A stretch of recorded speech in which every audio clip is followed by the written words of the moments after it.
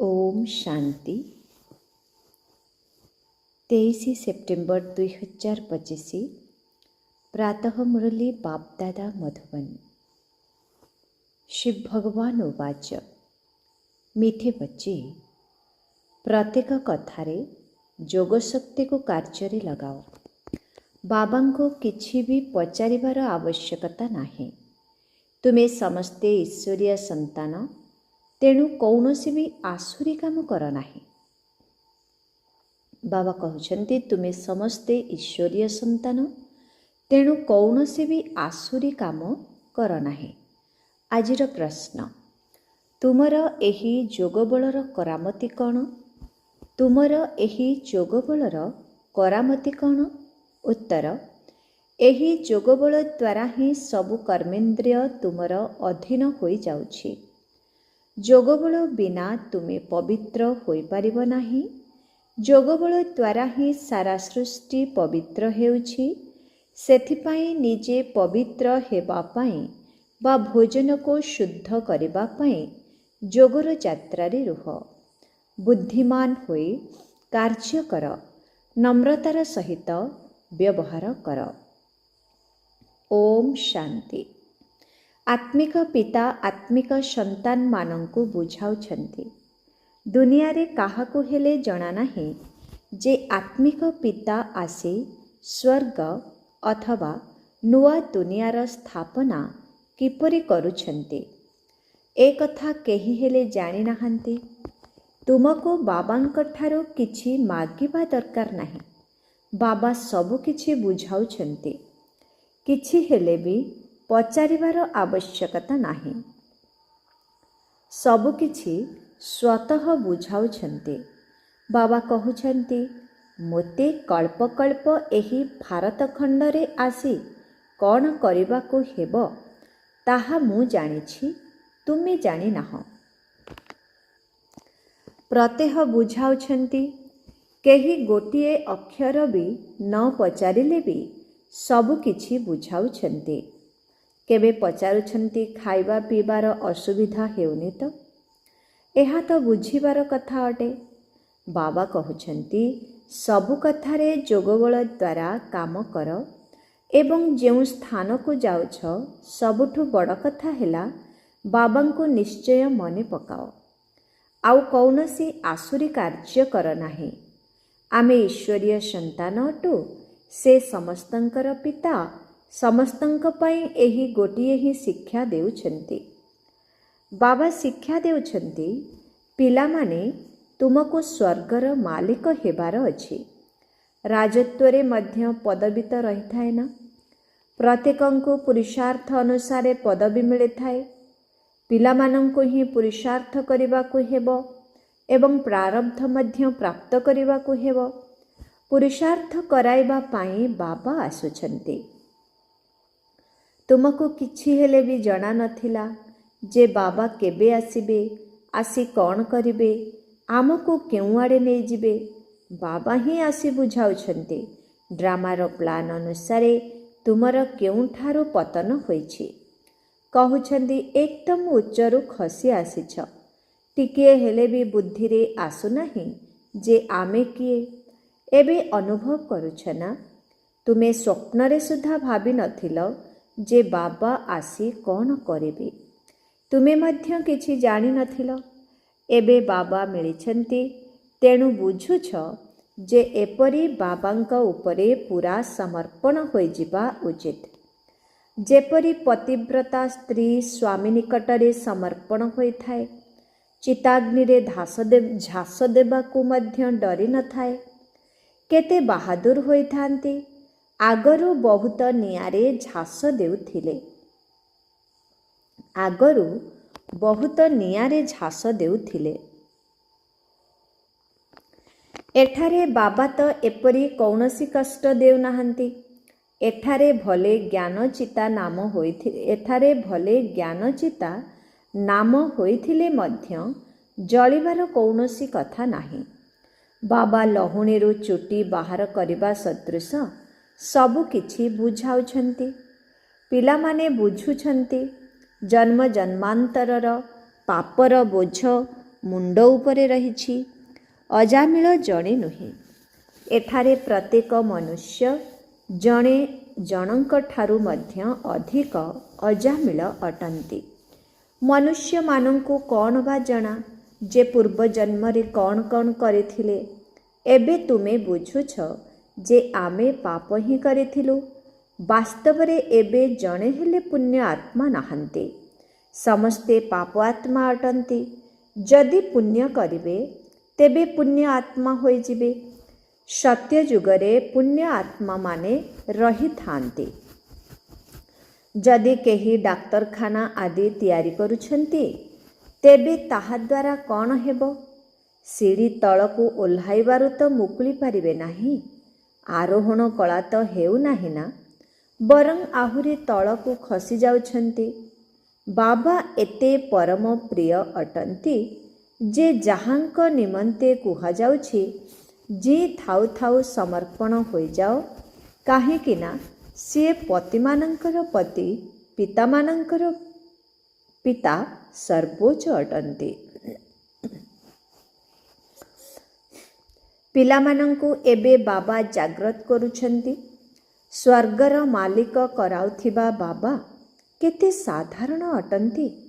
ଆରମ୍ଭ ସମୟରେ କନ୍ୟାମାନେ ଯେତେବେଳେ ରୋଗରେ ପଡ଼ୁଥିଲେ ସେତେବେଳେ ବାବା ନିଜେ ତାଙ୍କର ସେବା କରୁଥିଲେ। ଅହଙ୍କାର ଟିକିଏ ବି ନଥିଲା। ବାପ୍ ଦାଦା ଉଚ୍ଚରୁ ଉଚ୍ଚ ଅଟନ୍ତି। କହୁଛନ୍ତି ଯେପରି ବି କର୍ମ ହେଉ ମୁଁ ଏହାଙ୍କ ଦ୍ୱାରା କରାଇବି ଅଥବା କରିବି।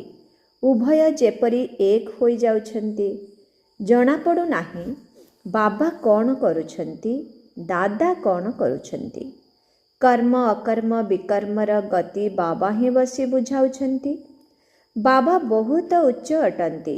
ମାୟାର ମଧ୍ୟ କେତେ ପ୍ରଭାବ ରହିଛି। ଈଶ୍ୱର ପିତା କହୁଛନ୍ତି ଏପରି କର ନାହିଁ, ତଥାପି ମଧ୍ୟ କଥା ମାନୁନାହାନ୍ତି। ଭଗବାନ କହୁଛନ୍ତି ମଧୁର ସନ୍ତାନମାନେ ଏହି କାମ କର ନାହିଁ, ତଥାପି ମଧ୍ୟ ଓଲଟା କାମ କରିଦେଉଛନ୍ତି। ଓଲଟା କାମ ପାଇଁ ହିଁ ମନା କରିବେ ନା। କିନ୍ତୁ ମାୟା ମଧ୍ୟ ବହୁତ ଜବରଦସ୍ତ ଅଟେ। ଭୁଲରେ ମଧ୍ୟ ବାବାଙ୍କୁ ଭୁଲିଯାଅ ନାହିଁ। ଯାହା କିଛି ବି କରନ୍ତୁ, ମାରନ୍ତୁ ଅଥବା ପିଟନ୍ତୁ, ଏପରି କିଛି ବାବା କରୁନାହାନ୍ତି। କିନ୍ତୁ କଥାରେ ଏହିଭଳି କୁହାଯାଉଛି। ଗୀତ ମଧ୍ୟ ଅଛି, ତୁମ୍ହାରେ ଦର କୋ କଭି ନେହିଁ ଛୋଡ଼େଙ୍ଗେ। ଯାହା କିଛି ବି କୁହ, ବାହାର ଦୁନିଆରେ କ'ଣ ଅଛି? ବୁଦ୍ଧି ମଧ୍ୟ କହୁଛି ବାବାଙ୍କ ଘର ଛାଡ଼ି କୁଆଡ଼େ ଯିବୁ?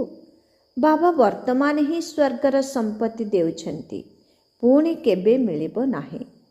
ଏପରି ନୁହେଁ ଯେ ପରଜନ୍ମରେ କିଛି ମିଳିବ। ନା, ଏହି ପାରଲୌକିକ ପିତା ହିଁ ତୁମକୁ ବେହଦ ସୁଖର ମାଲିକ କରାଉଛନ୍ତି। ବାବା ଏହି ରାୟ ଦେଉଛନ୍ତି ଯେ ପିଲାମାନଙ୍କୁ ଦୈବୀ ଗୁଣ ମଧ୍ୟ ଧାରଣ କରିବାକୁ ହେବ। ଯଦି ପୋଲିସ ଚାକିରି କରିଛ ତେବେ ନିଜ କର୍ତ୍ତବ୍ୟ କର, ନଚେତ୍ ଡିସମିସ୍ କରିଦେବେ। ନିଜର କାମ ତ କରିବାକୁ ହିଁ ପଡ଼ିବ। ଆଖି ଦେଖାଇବାକୁ ପଡ଼ିବ। ଯେତେ ଦୂର ସମ୍ଭବ ସ୍ନେହର ସହିତ କାମ କର, ନଚେତ୍ ଯୁକ୍ତିର ସହିତ ଆଖି ଦେଖାଅ। କାହା ଉପରେ ହାତ ଉଠାଅ ନାହିଁ। ବାବାଙ୍କର କେତେ ଢେର ସନ୍ତାନ ଅଛନ୍ତି। ବାବାଙ୍କର ମଧ୍ୟ ପିଲାମାନଙ୍କ ପ୍ରତି ଖିଆଲ ରହୁଛି ନା। ମୂଳ କଥା ହେଉଛି ପବିତ୍ର ରହିବା। ଜନ୍ମ ଜନ୍ମାନ୍ତର ତୁମେ ଡାକିଛ ନା, ହେ ପତିତ ପାବନ ଆସ, ଆସି ଆମକୁ ପବିତ୍ର କରାଅ। କିନ୍ତୁ ଅର୍ଥ କିଛି ହେଲେ ବୁଝୁନାହାନ୍ତି। ଡାକୁଛନ୍ତି ତେବେ ନିଶ୍ଚୟ ପତିତ ଅଟନ୍ତି ନା, ନଚେତ୍ ଡାକିବାର ଆବଶ୍ୟକତା ନାହିଁ। ପୂଜା କରିବା ମଧ୍ୟ ଦରକାର ନାହିଁ। ବାବା ବୁଝାଉଛନ୍ତି ତୁମ ଅବଳାମାନଙ୍କ ଉପରେ କେତେ ଅତ୍ୟାଚାର ହେଉଛି। ସହନ କରିବାକୁ ହିଁ ପଡ଼ିବ। ଉପାୟମାନ ମଧ୍ୟ ବତାଉଛନ୍ତି। ବହୁତ ନମ୍ରତାର ସହିତ ଚାଲ। କୁହ, ତୁମେ ତ ମୋ ପାଇଁ ଭଗବାନ ଅଟ, ତେଣୁ ଇଏ କ'ଣ ମାଗୁଛ? ହାତଗଣ୍ଠି ପଡ଼ିବା ସମୟରେ କହିଥାନ୍ତି, ମୁଁ ତୁମର ପତି, ଈଶ୍ୱର, ଗୁରୁ, ସବୁକିଛି। ଏବେ ମୁଁ ପବିତ୍ର ରହିବାକୁ ଚାହୁଁଛି। ତେବେ ତୁମେ କାହିଁକି ଅଟକାଉଛ? ଭଗବାନଙ୍କୁ ତ ପତିତ ପାବନ କୁହାଯାଉଛି ନା। ତୁମେ ହିଁ ପବିତ୍ର କରାଇଲା ବାଲା ହୋଇଯାଅ। ଏହିପରି ସ୍ନେହ ଏବଂ ନମ୍ରତାର ସହିତ କଥା ହେବା ଉଚିତ। ଯଦି କ୍ରୋଧ କଲେ ତେବେ ଫୁଲର ବର୍ଷା କର। ମାରିଥାନ୍ତି, ପୁଣି ପଶ୍ଚାତାପ ମଧ୍ୟ କରିଥାନ୍ତି। ଯେପରି ମଦ ପିଇଲେ ବହୁତ ନିଶା ଚଢ଼ିଯାଇଥାଏ, ନିଜକୁ ରାଜା ଭାବିଥାନ୍ତି। ତେଣୁ ଏହି ବିଷ ମଧ୍ୟ ଏପରି ଜିନିଷ ଯାହା ନ କହିଲେ ଭଲ। ପଶ୍ଚାତାପ ମଧ୍ୟ କରନ୍ତି, କିନ୍ତୁ ଅଭ୍ୟାସ ହୋଇଯାଇଥିବାରୁ ଅଭ୍ୟାସ ଭାଙ୍ଗୁ ନାହିଁ। ଥରେ ଦୁଇଥର ବିକାରଗ୍ରସ୍ତ ହେଲେ ବାସ୍ ନିଶା ଚଢ଼ିଗଲା, ପୁଣି ତଳକୁ ଖସି ଚାଲିଥାନ୍ତି। ଯେପରି ନିଶା ଜିନିଷଗୁଡ଼ିକ ଖୁସି ଆଣିଥାଏ, ବିକାର ମଧ୍ୟ ସେହିପରି ଅଟେ। ଏଠାରେ ବହୁତ ମେହନତ ରହିଛି। ଯୋଗବଳ ବିନା କେହି ମଧ୍ୟ କର୍ମେନ୍ଦ୍ରିୟକୁ ବଶୀଭୂତ କରିପାରିବେ ନାହିଁ। ଯୋଗବଳରେ ହିଁ କରାମତି ରହିଛି। ସେଥିପାଇଁ ତ ଯୋଗର ନାମ ପ୍ରସିଦ୍ଧ ଅଟେ। ବାହାରୁ ଏଠାକୁ ଆସୁଛନ୍ତି ଯୋଗ ଶିଖିବା ପାଇଁ। ଶାନ୍ତିରେ ବସି ରହିଥାନ୍ତି, ଘର ପରିବାରଠାରୁ ଦୂରେଇ ଯାଇଥାନ୍ତି। ତାହା ତ ଅଧାକଳ୍ପ ନିମନ୍ତେ ଆର୍ଟିଫିସିଆଲ ଶାନ୍ତି ଅଟେ। ପ୍ରକୃତ ଶାନ୍ତି ବିଷୟରେ କାହାକୁ ହେଲେ ଜଣା ନାହିଁ। ବାବା କହୁଛନ୍ତି, ପିଲାମାନେ, ତୁମର ସ୍ୱଧର୍ମ ହିଁ ଶାନ୍ତ ଅଟେ। ଏହି ଶରୀର ଦ୍ୱାରା ତୁମେ କର୍ମ କରୁଛ। ଯେ ପର୍ଯ୍ୟନ୍ତ ଶରୀର ଧାରଣ ନ କରିଛି, ସେହି ପର୍ଯ୍ୟନ୍ତ ଆତ୍ମା ଶାନ୍ତ ରହିଥାଏ। ପୁଣି କେଉଁଠି ନା କେଉଁଠି ଯାଇ ପ୍ରବେଶ କରିଥାଏ। ଏଠାରେ ତ ପୁଣି କେହି କେହି ସୂକ୍ଷ୍ମ ଶରୀର ସହିତ ଧକ୍କା ଖାଉଛନ୍ତି। ତାହା ଛାୟାର ଶରୀର ହୋଇଥାଏ। କେହି ଦୁଃଖ ଦେଇଥାନ୍ତି, କେହି ଭଲ ମଧ୍ୟ ହୋଇଥାନ୍ତି। ଏଠାରେ ମଧ୍ୟ ଭଲ ମନୁଷ୍ୟ ଅଛନ୍ତି, ଯିଏକି କାହାକୁ ଦୁଃଖ ଦେଇନଥାନ୍ତି। କେହି ତ ବହୁତ ଦୁଃଖ ଦେଇଥାନ୍ତି, କେହି ପୁଣି ଯେପରି ସାଧୁ ମହାତ୍ମା ହୋଇଥାନ୍ତି। ବାବା ବୁଝାଉଛନ୍ତି, ମିଠେ ମିଠେ ଶିଖିଲ ଧେ ବା ବହୁତ ଦିନରୁ ଦୂରରେ ରହି ପୁଣି ଫେରିଆସିଥିବା ଆଦରର ସନ୍ତାନମାନେ 5000 ବର୍ଷ ପରେ ଆସି ମିଶିଛ। କ'ଣ ନେବା ପାଇଁ? ବାବା କହିଛନ୍ତି, ତୁମକୁ କ'ଣ ମିଳିବ? ବାବା, ଆପଣଙ୍କଠାରୁ କ'ଣ ମିଳିବ? ଏହି ପ୍ରଶ୍ନ ମଧ୍ୟ ମନରେ ଆସୁନାହିଁ। ଆପଣ ତ ସ୍ୱର୍ଗର ରଚୟିତା ଈଶ୍ୱର ପିତା ଅଟନ୍ତି, ନୂଆ ଦୁନିଆର ରଚୟିତା ଅଟନ୍ତି। ତେବେ ନିଶ୍ଚୟ ଆପଣଙ୍କଠାରୁ ବାଦଶାହୀ ହିଁ ମିଳିବ। ବାବା କହୁଛନ୍ତି, ଅଳ୍ପ କିଛି ବୁଝିକରି ଗଲେ ମଧ୍ୟ ସ୍ୱର୍ଗକୁ ନିଶ୍ଚୟ ଯିବ। ଆମେ ସ୍ୱର୍ଗର ସ୍ଥାପନା କରିବାକୁ ଆସିଛୁ। ସବୁଠାରୁ ବଡ଼ ଆସାମୀ ହେଉଛନ୍ତି ଭଗବାନ ଏବଂ ପ୍ରଜାପିତା ବ୍ରହ୍ମା। ତୁମେ ଜାଣିଛ ଯେ ବିଷ୍ଣୁ କିଏ? ଏ କଥା ଆଉ କାହାକୁ ହେଲେ ଜଣା ନାହିଁ। ତୁମେ କହୁଛ, ଆମେ ତାଙ୍କ କୁଳର ଅଟୁ। ଏହି ଲକ୍ଷ୍ମୀ ନାରାୟଣ ତ ସତ୍ୟଯୁଗରେ ରାଜତ୍ୱ କରନ୍ତି। ବାସ୍ତବରେ ଏହି ଚକ୍ର ଆଦି ବିଷ୍ଣୁଙ୍କର ନାହିଁ। ଏହି ଅଳଙ୍କାର ହେଉଛି ଆମ ବ୍ରାହ୍ମଣମାନଙ୍କର। ଏବେ ଏହି ଜ୍ଞାନ ରହିଛି।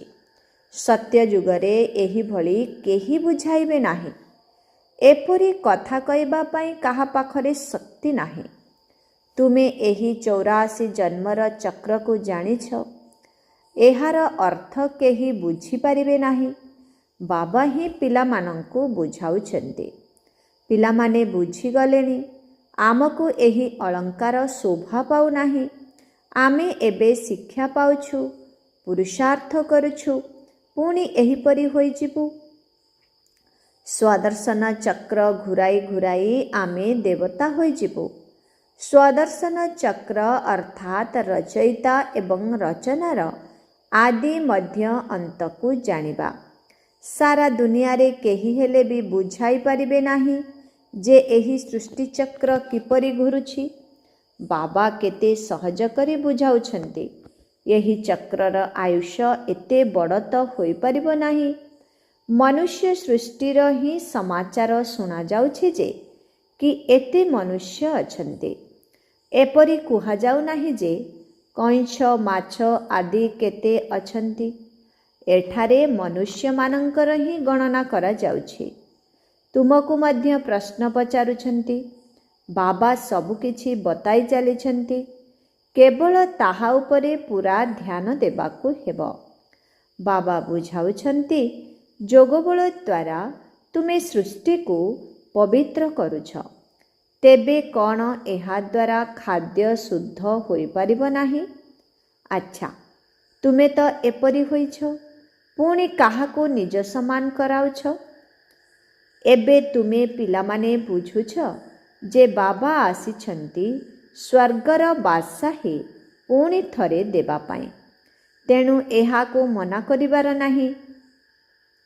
ବିଶ୍ୱର ବାଦଶାହୀକୁ ମନା କଲେ ତ ସବୁ ଶେଷ ହୋଇଯିବ, ଅର୍ଥାତ୍ ଆବର୍ଜନାର ଡବାରେ ଯାଇ ପଡ଼ିବ।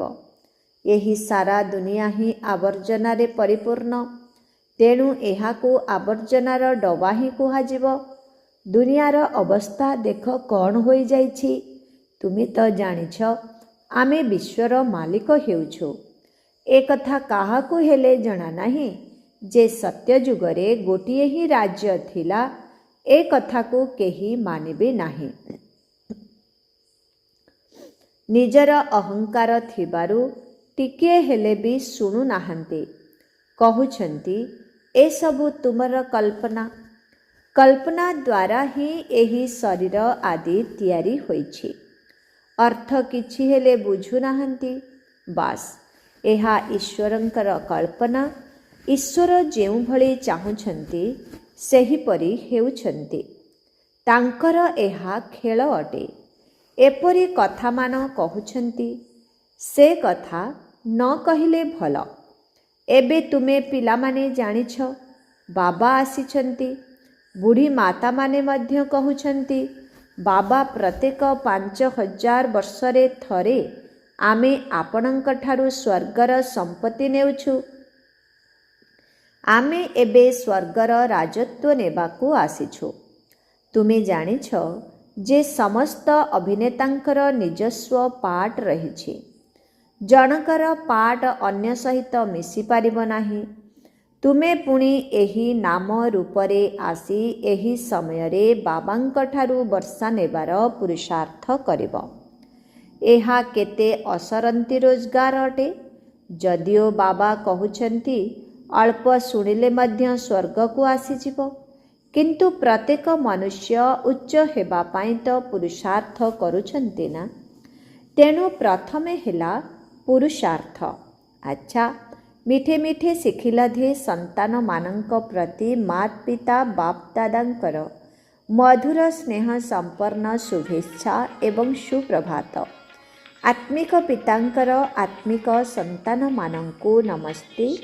ଆତ୍ମିକ ସନ୍ତାନମାନଙ୍କର ଆତ୍ମିକ ପିତାଙ୍କୁ ଓମ୍ ଶାନ୍ତି, ଗୁଡ୍ ମର୍ଣ୍ଣିଂ। ନମସ୍ତେ ନମସ୍ତେ ନମସ୍ତେ ନମସ୍ତେ ନମସ୍ତେ। शुक्रिया बाबा, शुक्रिया। ओम शांति। धारणा पाई मुख्य सार 1 नंबर। बाबा जेपरी संतान मानंकर सेवा करुछंती, कौनसी अहंकार नाही, सेहीपरि पितांकु अनुकरण करिबाकु हेबो। बाबांक श्रीमतरे चाली विश्वर राजत्व नेबाकु हेबो। मना करिबा अनुचित। 2 नंबर। पिता मानंकर पिता, पति मानंकर पति, जे कि सर्वोच्च अटंती, अति प्रिय अटंती, तांक उपरे समर्पित हेबाकु पड़िबो। ज्ञान चिता उपरे बसिबाकु हेबो। भूल रे मध्य केबे हेले बाबांकु भूली ओलोटा काम करिबार नाही। आजिर वरदान, खुशी रूपक असरंती संपत्ति रे भरपूर सदा चिंता मुक्त सम्राट भव। खुशीर सागरंक द्वारा प्रतिदिन तुमको खुशीर असरंती संपत्ति मिलुछि। ସେଥିପାଇଁ ଯେକୌଣସି ପରିସ୍ଥିତିରେ ତୁମର ଖୁସି ହଜିଯାଇପାରିବ ନାହିଁ ଏବଂ କୌଣସି କଥାର ଚିନ୍ତା ଲାଗିପାରିବ ନାହିଁ। ଏମିତି ନୁହେଁ ଯେ ସମ୍ପତ୍ତି ସବୁର କ'ଣ ହେବ, ପରିବାରର କ'ଣ ହେବ। ପରିବର୍ତ୍ତନ ତ ହେବ ନା। ପୁରୁଣା ଦୁନିଆରେ ଯିଏ ଯେତେ ବି ଶ୍ରେଷ୍ଠ ହୋଇଥାଉ ନା କାହିଁକି, ସବୁ ପୁରୁଣା ହିଁ ଅଟେ। ସେଥିପାଇଁ ତୁମେମାନେ ନିଶ୍ଚିନ୍ତ ହୋଇଯାଇଛ। ଯାହା ବି ହେବ ଭଲ ହେବ। ବ୍ରାହ୍ମଣମାନଙ୍କ ପାଇଁ ସବୁ ଭଲ, କିଛି ବି ଖରାପ ନୁହେଁ। ତୁମମାନଙ୍କ ପାଖରେ ଏଭଳି ଚିନ୍ତାମୁକ୍ତ ରାଜତ୍ୱ ରହିଛି ଯାହାକୁ କେହି ବି ଛଡ଼ାଇ ନେଇପାରିବେ ନାହିଁ। ଆଜିର ସ୍ଲୋଗାନ, ଏହି ସଂସାରକୁ ଏକ ଅଲୌକିକ ଖେଳ ଏବଂ ପରିସ୍ଥିତି ଗୁଡ଼ିକୁ ଖେଳନା ମନେକରି ଚାଲିଲେ କେବେ ବି ନିରାଶ ହେବ ନାହିଁ। ଓମ୍ ଶାନ୍ତି। ଅବ୍ୟକ୍ତ ଇଶାରା। ଏବେ ଲଗନର ଅଗ୍ନିକୁ ପ୍ରଜ୍ୱଳିତ କରି ଯୋଗକୁ ଜ୍ୱାଳାରୂପ କର। ଶେଷରେ ଆସି ତୀବ୍ର ପୁରୁଷାର୍ଥ କରିବା ପାଇଁ ଜ୍ୱାଳା ସ୍ୱରୂପ ସ୍ଥିତି ହିଁ ଏକମାତ୍ର ଆଧାର। ପାଣ୍ଡବମାନଙ୍କ ପାଇଁ ହିଁ ଯାଦବମାନେ ଅଟକି ରହିଛନ୍ତି। ପାଣ୍ଡବମାନଙ୍କର ଶ୍ରେଷ୍ଠ ଶାନ୍ ବା ଆତ୍ମିକ ଶାନ୍ ଅର୍ଥାତ୍ ଗାରିମାମୟ ସ୍ଥିତି ହିଁ ଯାଦବ ଅର୍ଥାତ୍ ୟୁରୋପବାସୀମାନଙ୍କର ଦୁଃଖମୟ ପରିସ୍ଥିତିକୁ ସମାପ୍ତ କରିବ। ତେଣୁ ନିଜର ଶାନ୍ ଦ୍ୱାରା ପରେଶାନ ଅର୍ଥାତ୍ ଦୁଃଖୀ ଆତ୍ମାମାନଙ୍କୁ ଶାନ୍ତି ଏବଂ ନିଶ୍ଚିନ୍ତତାର ବରଦାନ ଦିଅ। ଜ୍ୱାଳା ସ୍ୱରୂପ ଅର୍ଥାତ୍ ଲାଇଟ୍ ହାଉସ୍ ଏବଂ ମାଇଟ୍ ହାଉସ୍ ସ୍ଥିତିକୁ ଭଲ ଭାବରେ ବୁଝି ସେହି ଅନୁସାରେ ପୁରୁଷାର୍ଥ କର। ଓମ୍ ଶାନ୍ତି।